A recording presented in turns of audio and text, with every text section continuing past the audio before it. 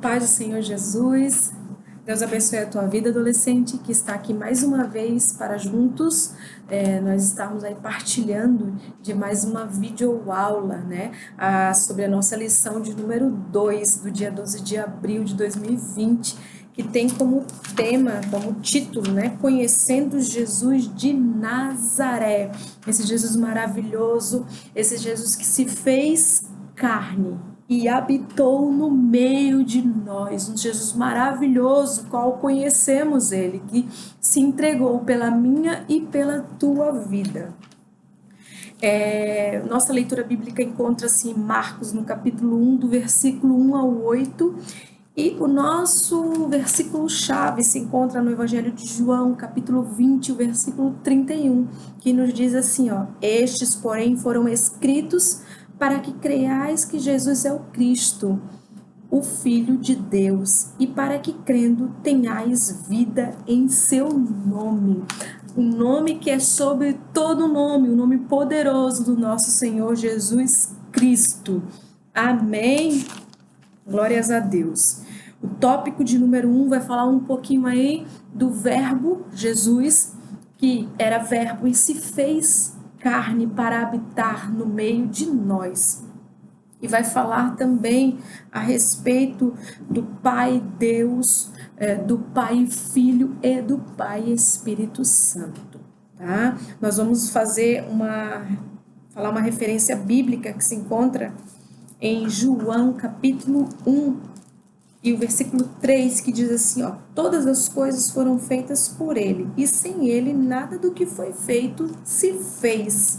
Colossenses capítulo 1, se eu estou bem de memória, Colossenses, lá no capítulo 1 e no versículo 16, também vai frisar um pouquinho sobre isso. Deixa a irmã Joyce ver aqui se a irmã Joyce está com a memória boa.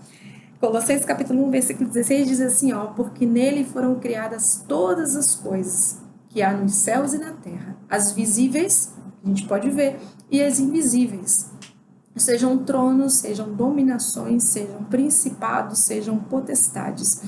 Tudo foi criado por ele e para ele.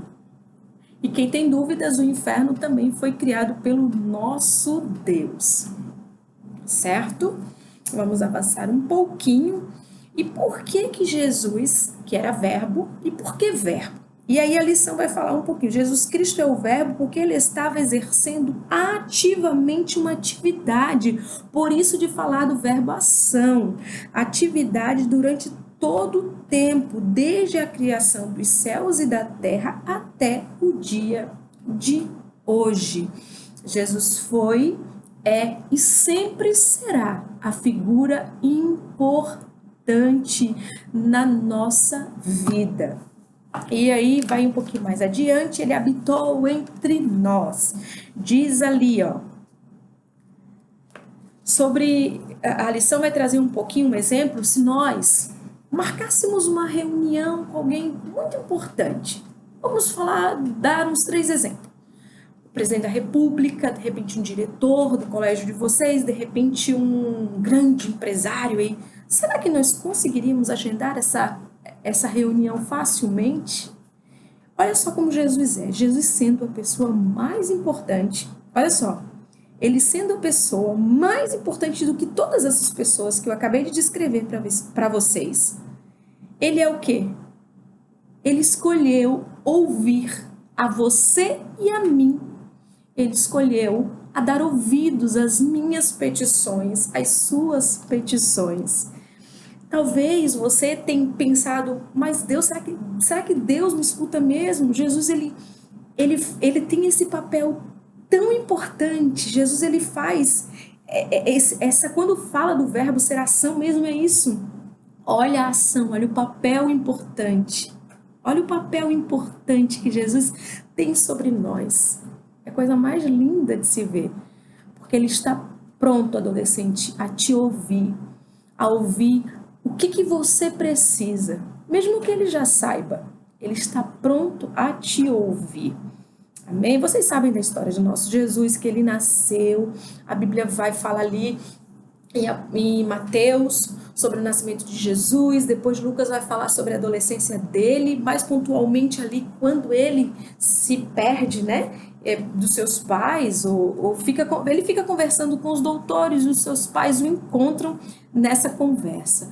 E logo depois, na sua juventude, Jesus ele se prepara durante 30 anos para exercer um ministério de 3 anos e meio. Amém? Ele nasceu em Belém, depois ele foge para o Egito juntamente com sua família e depois ele retorna para Nazaré. Eu costumo dizer que Jesus ele teve uma vida, gente, normal, mas não, a gente tem que ter alguns cuidados. Quando a gente fala que Jesus teve uma vida normal, não significa que ele namorou, casou, não, tá, gente? É que ele estava propício a coisas como a gente. Ele viveu nesse mundo como nós vivemos. Ou seja, ele estava propenso a pecar, mas ele não pecou. Jesus não pecou. Nele não se achou pecado algum. Isso é maravilhoso, né? E João, ele descreve Jesus assim, ó, de forma tão bonita e tão pontual. E João vai fazer declarações a respeito de Jesus como sendo o pão da vida. Daí João continua, ele é a luz do mundo, ele é a porta das ovelhas, ele é o bom pastor, ele é a ressurreição e a vida, ele é o caminho, a verdade e a vida. E ele é a videira verdadeira. E João fala também que não existe um outro meio de salvação a não ser Jesus Cristo. É o único meio pelo qual alcançamos a nossa salvação em Cristo Jesus. Aquele mesmo que morreu numa cruz sem pecado algum para dar a mim e a você a garantia de salvação e a garantia de vida eterna. E você e eu temos ou também somos filhos de Deus? Eu vou, irmã Joyce vai ler esse pedacinho aqui, ó. Você não crê no nome de Cristo também tem o poder de se tornar filho de Deus. Porém, apenas nos tornamos filhos de Deus mediante o quê? A aceitação de Cristo, o qual é o nosso único e suficiente Salvador.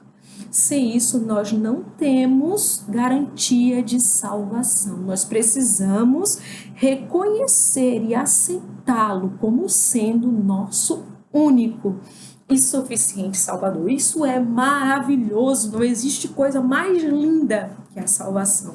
A salvação nos dá uma garantia de uma vida eterna com Cristo Jesus. E vocês sabem o quanto eu falo sobre essas coisas, como é bom sabermos que nós somos salvos mediante Jesus Cristo, que deu a vida dele.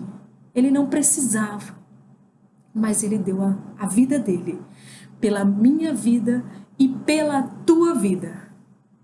Que Deus abençoe a ti, adolescente, que Deus abençoe a tua casa, que Deus abençoe a tua família. Isso tudo vai passar, fiquem tranquilos, porque o nosso Deus, assim como nós lemos, que fez todas as coisas, ele não perdeu o controle de nada. Tudo está pautado diante dele e ele está no controle de tudo. Creia nisso e Deus abençoe a tua casa e Deus abençoe a tua vida.